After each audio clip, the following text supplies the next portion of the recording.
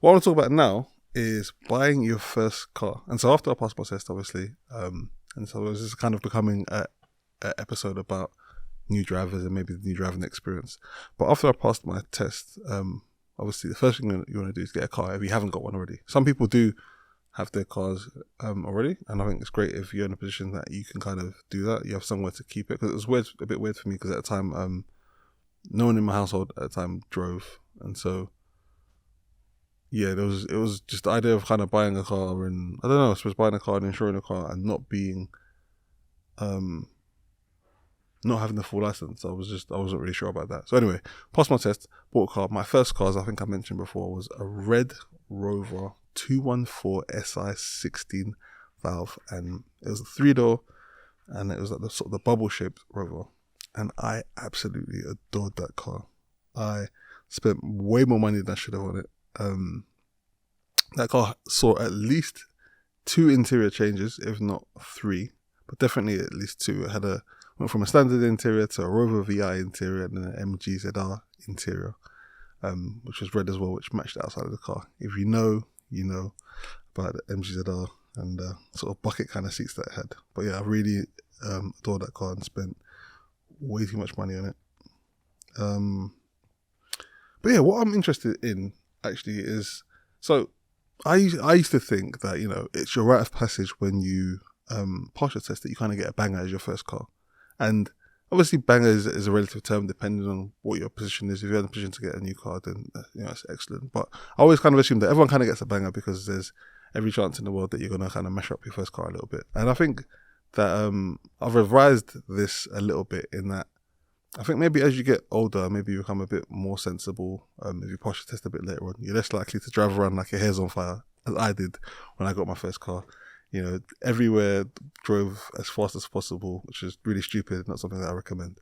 But it's one of those things that you're excited, you're young, you've got a car, you've got access to the world and, open roads, so to speak. But yeah, I used to think that everyone that gets a new car, everyone that gets their first car, it's going to be like a bit of a banger, and then, you kind of learn to drive in that car and then you get a nice one afterwards. But what I seem to see is like this finance thing kind of, just as I mentioned in the last episode about people sort of financing cars and getting, new wheels and a map, and that's sort of been the way the industry's going in terms of modifying cars. A lot of people get like quite nice cars as their first cars, and I think this is quite an interesting thing. I think if you're younger, it makes sense to lean towards getting something either not at least cheaper, but something not so premium, just because there is every chance that with your inexperience, you're likely to have an incident or an accident or put some scrapes in it, or maybe some dents. And if it's a more expensive car, then it ends up being quite a costly endeavor to get that sorted out. And so I think there is a temptation particularly with what I see. I live in London, so I think I'm basing it on what I see in London. I think that everyone wants to kind of have like these sort of lifestyle and flex and kind of show out a little bit. And I think that there is I don't want to say a propensity or a leaning, but I get the sense that people spend maybe a bit more than they should on cars. Maybe they go to uni and sort of get a student loan and get something on finance that they probably can't really afford. And this is one of the interesting things. When it comes to cars, it's easy to kind of buy a car in many ways and to pay for whatever it costs, maybe even to finance it on a monthly basis or PCP or whatever it is the buying mechanism you're using to get the car. But all the other costs that go into running the car. And so this is one of the things that you kind of don't really think about. You think, oh yeah, freedom, going to be on the road, going to be driving. And petrol was a lot cheaper when I first started driving. It was like around, was it 82 to 86, something like that. I remember the first time petrol went up to £1, everyone was losing their minds and there was like protests about it and everything. And now it just sailed past that and petrol was well into the sort of 140s. I think it might even touched 150 or 60 at a point. It's coming down now to about 140, but that's £1.40 per litre, by the way. In the UK, petrol is priced per litre, even though fuel consumption for cars is advertised in miles per gallon. And I kind of feel like that's an intentional misdirect, because that doesn't make any sense. Why don't they tell you what the miles per litre are? Because that'll give you a better indication as to how fuel efficient or inefficient the car that you've got is. But yeah, when you first start driving, you want to drive everywhere, and you just get excited by the idea of ownership. But if you haven't had a car before, then the costs can be something that kind of come out as a surprise. So it's definitely a couple of things to be mindful of there. And it's things like how much insurance costs. And this was something that, interestingly, I call myself a car guy from a young age, even before I had a car, but I'd never really considered how much it costs. Only once I'd sort of got the car. Did I have insurance at the time? I think someone had helped me set up like a temporary insurance. And so I drove the car home and I started looking for insurance in earnest. And this was kind of like sort of early internet comparison-ish times, possibly. Wasn't maybe as widely available as it is now. But I was looking at different places. And at the age of, I think I was 18, 19. What year were you when you first started uni? I think I was around 18 when I first got my first car.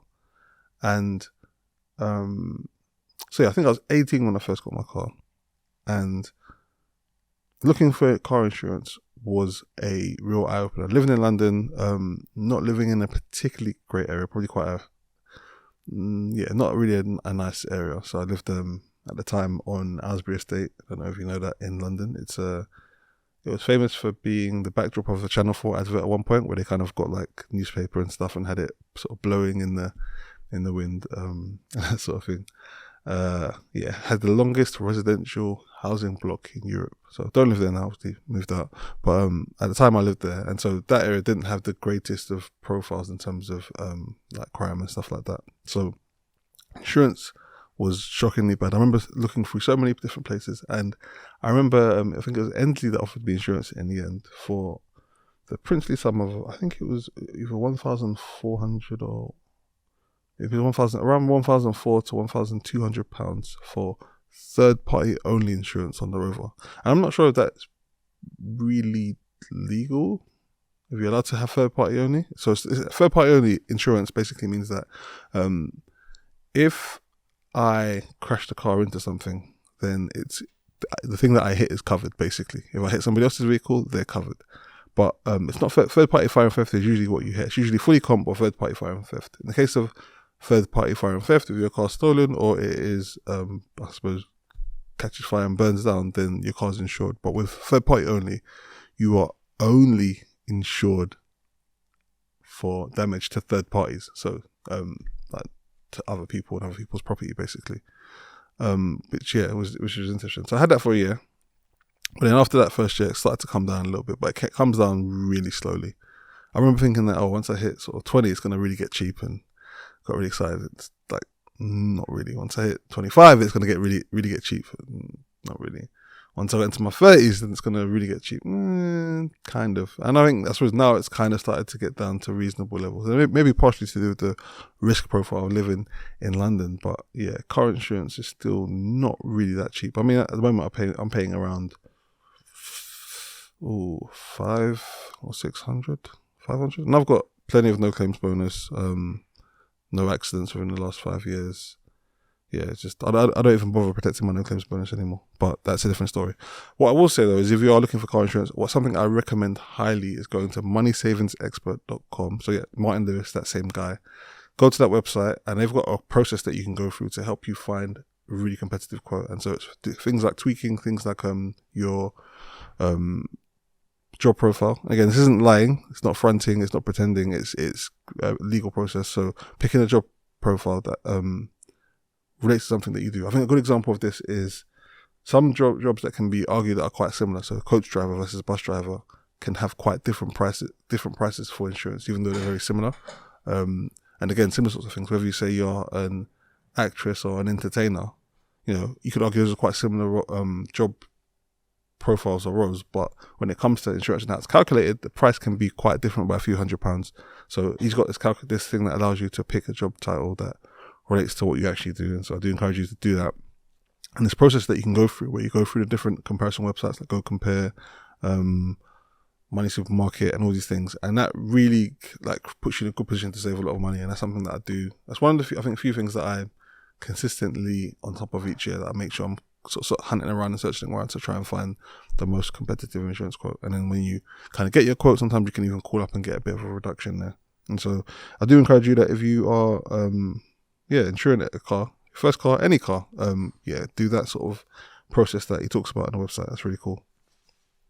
The insurance is an interesting thing. Something I'll speak about a little bit more in a moment, in relation to insurance and accidents. But one of the things that I think is good, when you first start driving, you want to drive everywhere. You're excited, you're gassed. It's cool to be on the road. And this was me. I used to offer people lifts to places just so I could drive because I wanted to go somewhere. I'd even go out in the car and just go for a drive just because I enjoyed driving so much. But something that's interesting I found with this was, be careful what you ask for, especially in regards to giving people lifts. And so people started to just call me when they wanted to lift somewhere. And then at first, this was really cool because, I enjoy driving. And I said, I enjoy driving. I'll just let me know. I'll drop you to wherever.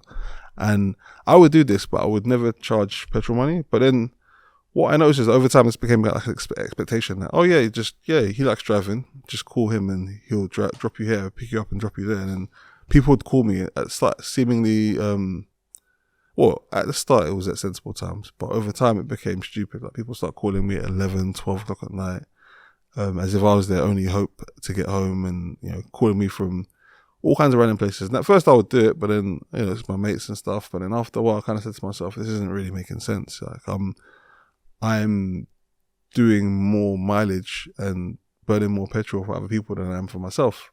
And after a while, I kind of said to myself, well, I think I still enjoy driving, but I was like, well, I'm not going to be paying for petrol for everyone to drive all over the place. People have gone out, spent money, had a great time, but then I'm paying out of my pocket to drop you home. That doesn't really make sense, If we're going out together, that's fine, of course.